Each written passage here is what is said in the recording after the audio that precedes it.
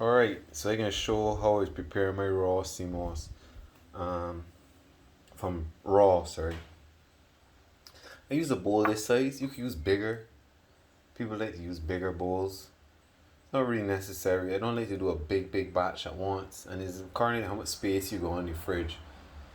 When I'm done with this bowl here, and I cook it and whatnot, the quantity of Seamoss it gives me is about 3 bowls of this size. Sometimes you could do 4.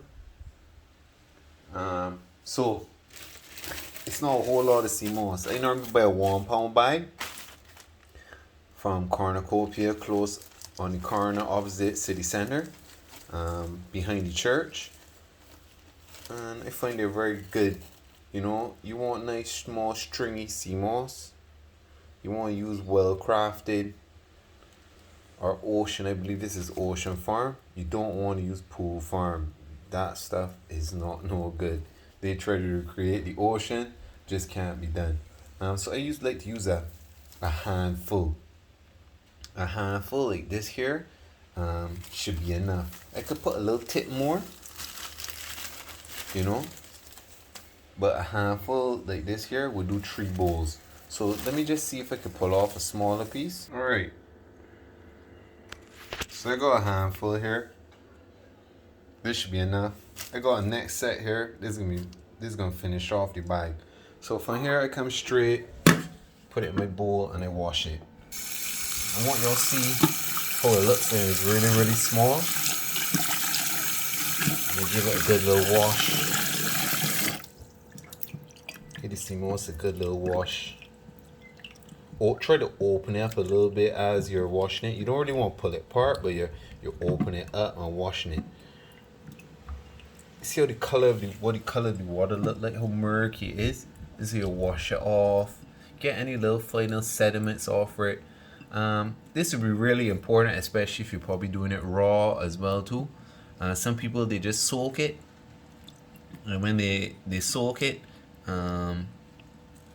they wash it off one final time, and then they blend it. So washing is very important when you're doing it raw, because you're dealing with bacteria, and you want to make sure you're as sterile as possible when you're doing it raw. When you're cooking it, you could be a little bit more careful, but you still want to get a good wash, because whatever you cook is just going to amplify inside of the pot.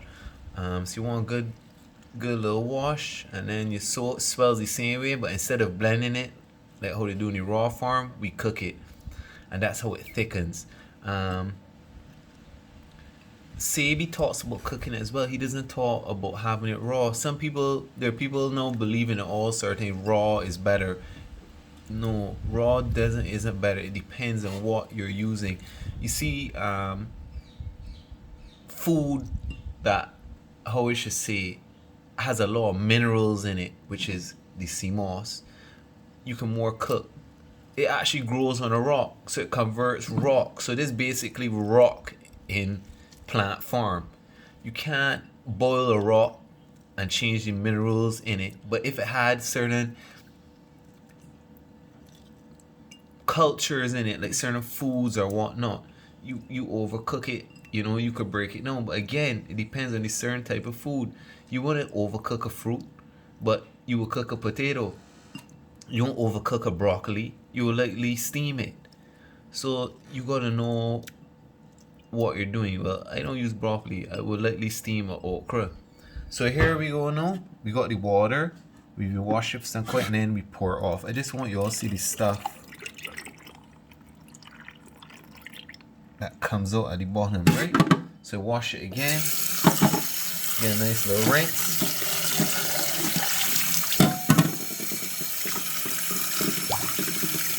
Nice little rinse.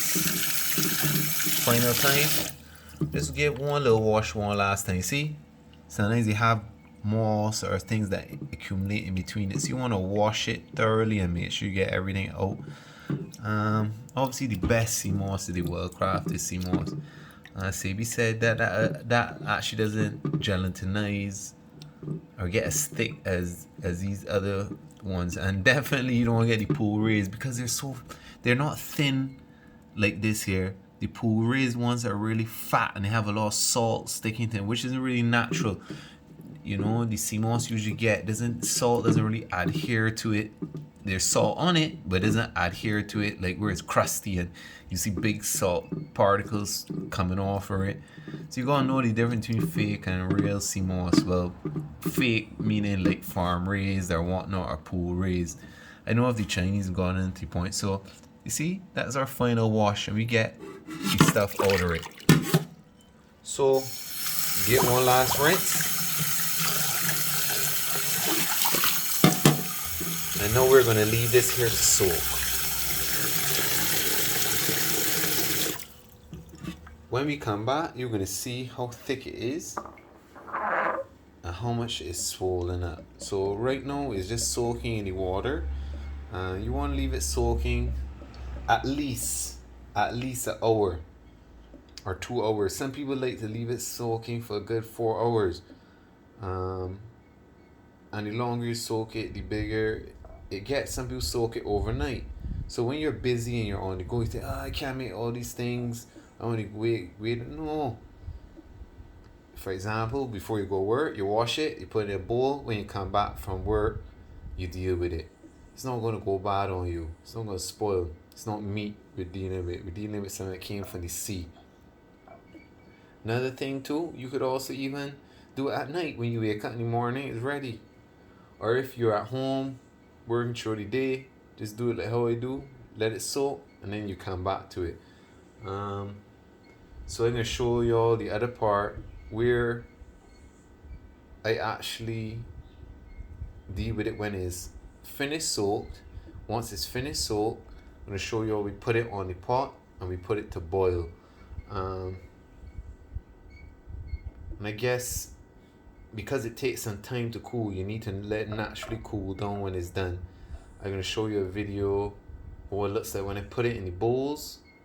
And I'm thinking if I should do a fourth part and show you how it looks like when it's firm. But it's not really necessary because that would just be a very short video. I'm really do it maybe 3 parts and show you how when it cools down, how I put it in the bowls and how it's thickened a little bit while it's been cooking, so you can see the difference in the consistency.